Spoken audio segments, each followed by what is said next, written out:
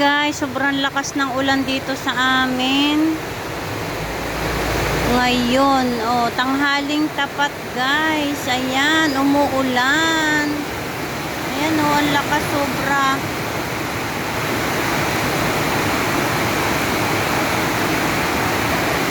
Grabe.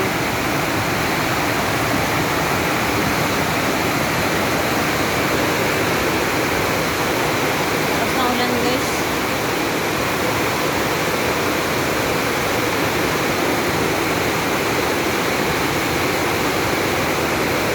Nandito ako sa terrace namin ngayon. Sobrang lakas ng ulan. Ayan guys,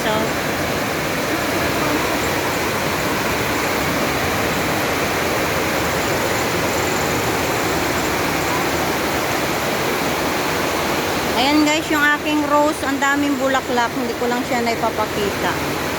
Ayan. Ang lakas ng ulan.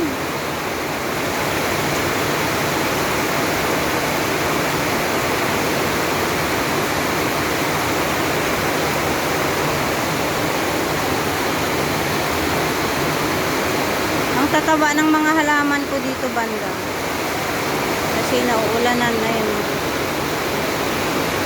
Yung aking mga rose, ang daming bulaklak. Ganyan yan guys sa likod. Lakas ng ulan guys, ingat na lang sa atin. Ayan, sobrang lakas ng ulan.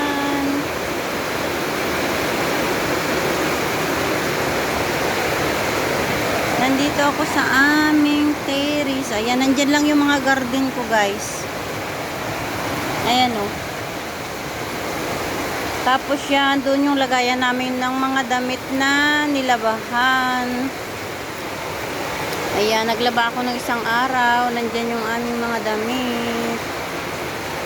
Tapos ito yung aking tanim na ampalaya. Ayan. May mga bunga na yan guys. Ayan, nilagyan ko ng plastic yung mga bunga.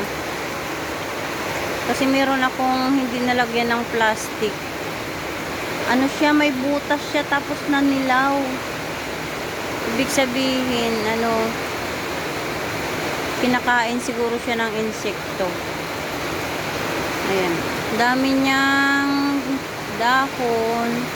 Tapos may mga bago siyang talbos.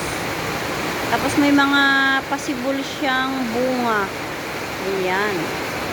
Ayan yung mga bunga niya guys. Naka-plastic. Ayan. Ang aking munting ampalaya.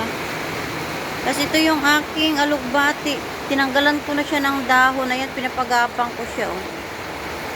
Tinanggalan ko na siya ng dahon kasi nagluto ako ng munggo kahapon. Hinalo ko sa aking munggo.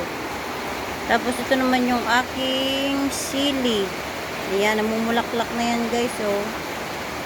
Namumulaklak na yan. Hintayin ko na lang na mamunga. Ayan.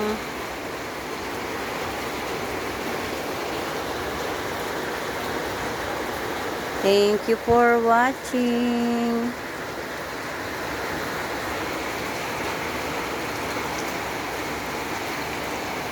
Ganda ng bulaklak.